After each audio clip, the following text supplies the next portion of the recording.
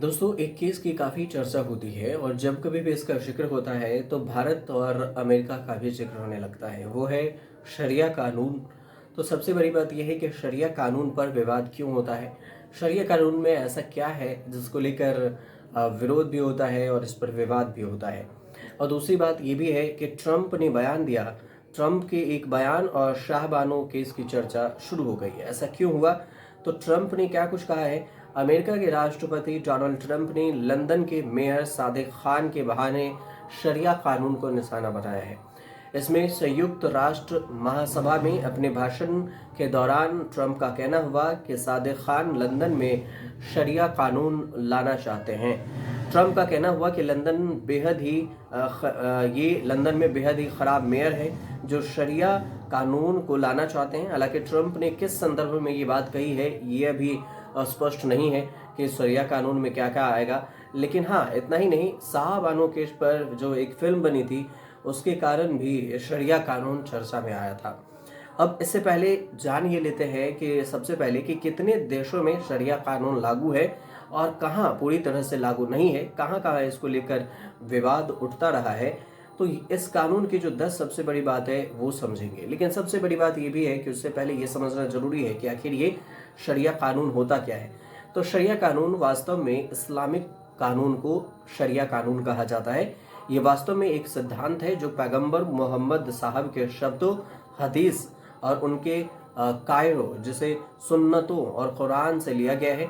यह सिद्धांत जीवन के विभिन्न पहलुओं पर भी संचालित है। ये कानून दुनिया के कुछ मुस्लिम देशों में पूरी तरह से लागू है और कई मुस्लिम बाहुल्य देश हैं जहां पर ये आंशिक तौर पर लागू होता है। मतलब कुछ पार्ट इसके लागू हैं और कुछ नहीं, मतलब छोटा मोटा। ज्यादातर मुस्लिम देशों में शरिया कानून केवल व्यक्तिगत मामलों में जैसे कि शादी या विरासत के मामले में लागू किया जाता है। बाकी नागरिक और आपराधिक मुद्दों पर सरकारों द्वारा बनाए गए कानून लागू होते हैं। लेकिन अब आता है ये कि भारत में कई बार शरिया कानून पर विवाद हो चुका है। तो कितने देशों में लागू है शरिया कानून? तो दुनिया में कुछ ऐसे भी देश हैं जहां व्यक्तिगत आपराधिक नागरिकों में पूरी तरह से शरिया का पालन होता है। वहीं कुछ देशों में इसका सिस्टम पूरी तरह से नहीं लागू है। इसमें करीब करीब जो 15 देश हैं जिसके बारे में बताया जाता है कि इसमें लागू है, जिसमें अफगानिस्तान है, पाकिस्तान है, सऊदी अरब है, ईरान है, इराक है, यमन है, मौरतानिया है और सूडान है। ये सारे देश हैं। इसके अलावा भी और कुछ देश हैं जिसमें शामिल है जो शरिया कानून लागू है। इसके अलावा मिस्र, बहरीन, ब्रूनेई है, मलेशिया है, यूएई है, मालदीव्स है और इंडोनेशिया है। ये जो देश है इसमें न किसी रूप से शरिया का पालन किया जाता है, किसी न किसी रूप से किया जाता है, मतलब छोटे छोटे आंशिक रूप से लागू किया जाता है। भारत जैसे जो कुछ ऐसे देश हैं जहां मुस्लिमों की अच्छी खासी आबादी है, वहां शरिया केवल व्यक्तिगत मामलों में लागू होता है। इसे मुस्लिम पर्सनल लॉ के रूप में जाना जाता है। तो कहाँ शरिया कानून पर सख्ती है? तो अफगानिस्तान में न्यायिक व्यवस्था इस्लामिक पारंपरिक और बौद्धिक प्रणाली पर आधारित है। 1992 से 1996 तक मुजाहिदीन शासन और 1996 से 2001 तक तालिबानी शासन और अब एक बार फिर से तालिबानी शासन के दौरान अफगानिस्तान में शरिया कानून का पालन होता है। वहीं पाकिस्तान में 1978 तक शरिया कानून व्यक्तिगत मुद्दों तक सीमित था। 1978 में राष्ट्रपति जियाउल हक ने शरिया कोर्ट्स की शुरुआत की। संवैधानिक संशोधन पर शरिया अदालतों को सर्वोच्च ताकत दे दी और इस्लामिक कानून को पाकिस्तान का प्रमुख कानून बना दिया था। साल 1932 की बात है। 1932 में अरब किंगडम के गठन के समय में भी शरिया कानून को पालन किया गया जा रहा था। और इसके अलावा करें तो सऊदी अरब में कानून के मुताबिक वहां की सरकार केवल ऐसे कानून बना सकती है जो शरिया कानून का उल्लंघन न करते हों। और ईरान इस्लामिक क्रांति के बाद पूरी तरह से इस्लामिक देश बन गया और वहां शरिया का कड़ाई से पालन होता है ईरान में। तो इसके अलावा ये भी है कि कई बार आपराधिक मामलों में शरिया के तहत सजा सुनाने वाले देशों की आलोचना भी की गई है, जिसमें कई सारे आप तस्वीर गूगल पर देख सकते हैं। अब सारी तस्वीर कुछ गाइडलाइंस होती है जिसे हम आपको यहाँ दिखा नहीं सकते, समझा सकते हैं।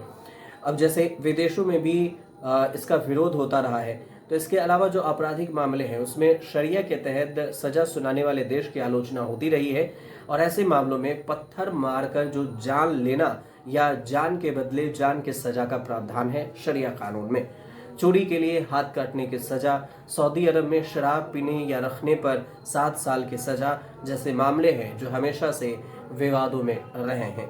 2009 में पाकिस्तान में एक ईसाई महिला आशिया नूरीन उर्फ आशिया बीबी को शरिया के तहत मौत की सजा सुनाने पर भी खूब विवाद हुआ था और देश भर में प्रदर्शन हो गया था। इसके अलावा हालांकि 8 साल जेल में रखने के बाद आशिया को रिहा कर दिया गया। शरिया को लेकर दुनिया भर में विवाद सामने आते ही रहते हैं।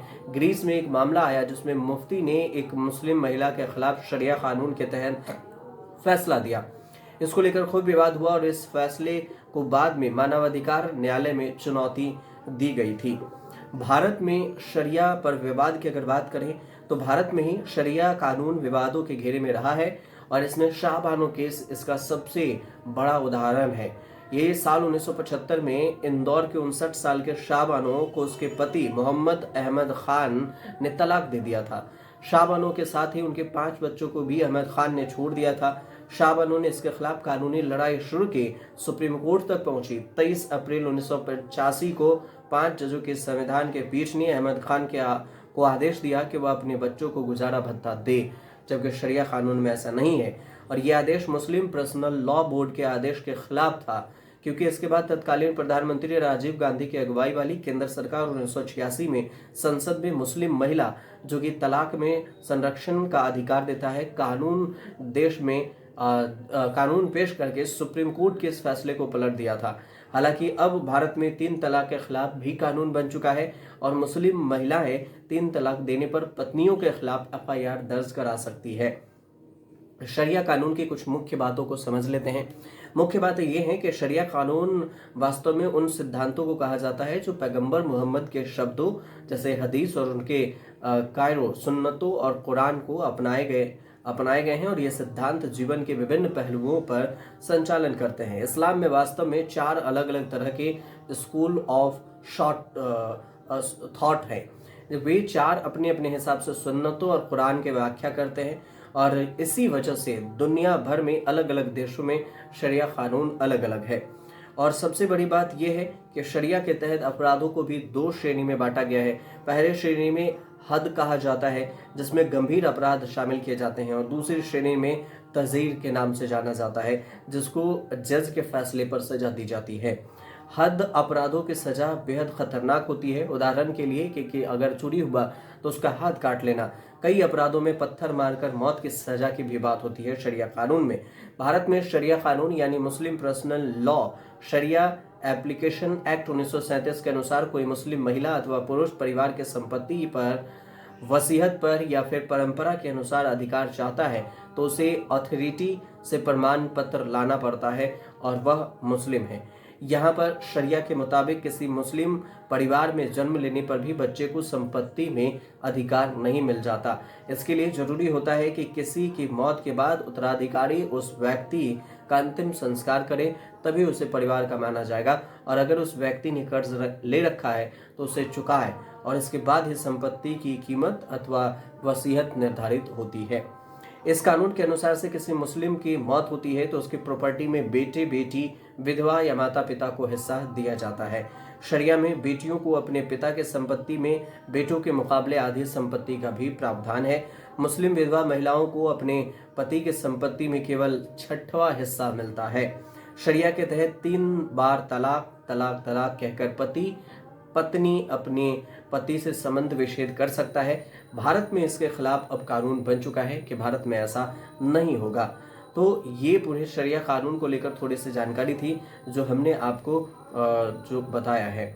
फिलहाल आपको ये जानकारी अगर सही लगे तो हमारे चैनल से जुड़िए, सब्सक्राइब कीजिए, शेयर कीजिए, कमेंट जरूर कीजिए।